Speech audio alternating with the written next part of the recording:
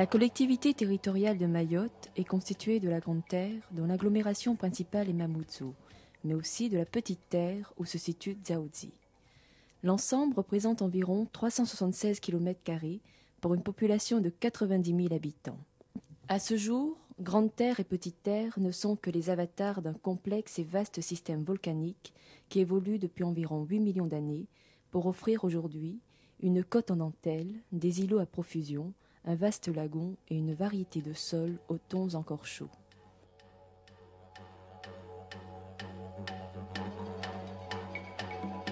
Sur Petite Terre, il y a 2 communes, Pamandzi et son aéroport, et la commune de l'Abattoir que nous vous présentons maintenant. 9 000 habitants, 12 km² et 3/4 de la superficie de la Petite Terre.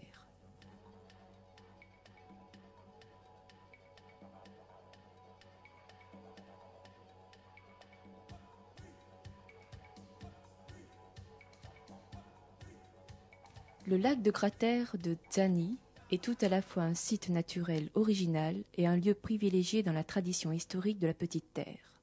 Entre l'abattoir et le rocher de Dzaoudzi, il y a le non moins célèbre boulevard des Crabes.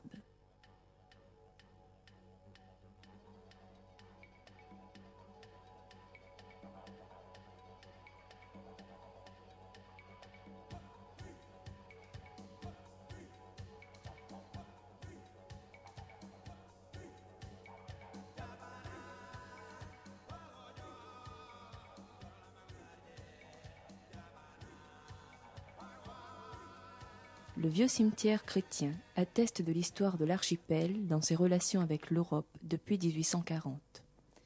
La commune de l'Abattoir, depuis 1977, comme toutes les communes de France et de Navarre, doit gérer la délicate problématique de concilier les problèmes d'aménagement et d'équipement en adéquation avec un développement maîtrisé. Cela, sans oublier de tenir compte de l'histoire, de la culture et de quelques autres spécificités.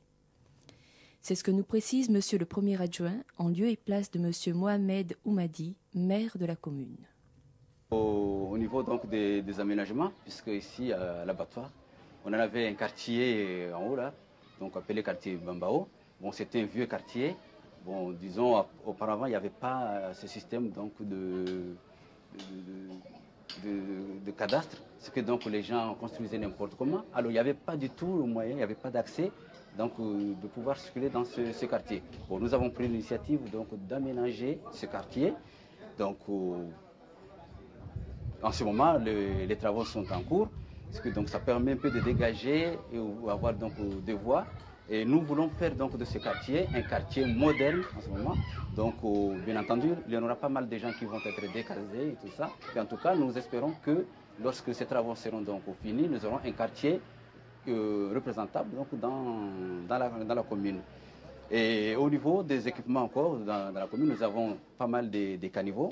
Donc nous avons programmé pour pouvoir, parce que nous les avons déjà presque faits, mais ces caniveaux n'ont pas été couverts.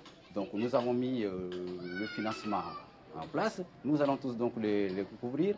Et en plus, donc, ici vous voyez déjà, nous avons encore la place, puisque c'est l'unique place publique ici, que nous sommes en train donc de l'aménager.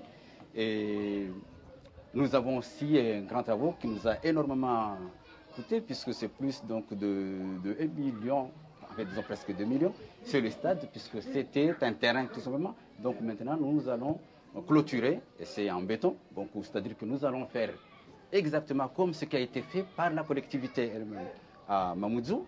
Donc nous prenons cette initiative et nous allons le faire chez nous ici. Et puis nous avons encore la colline de Firacho, puisque là, le terrain d'aviation va être donc maté. Donc nous avons demandé à la collectivité, donc dès qu'ils auront rasé cette colline, qu'ils soient donc affectés chez nous, c'est-à-dire cette parcelle, et nous allons prendre une partie donc de remblai qui serait donc versée pour l'augmentation du terrain d'aviation. Nous allons remblayer une partie de la saline là-bas pour pouvoir donc justement décaser aussi nos administrés et puis avoir encore des équipements publics dans ce quartier-là. L'évocation de ces grands chantiers en voie d'achèvement caractérise fort bien les préoccupations actuelles des municipalités mahoraises.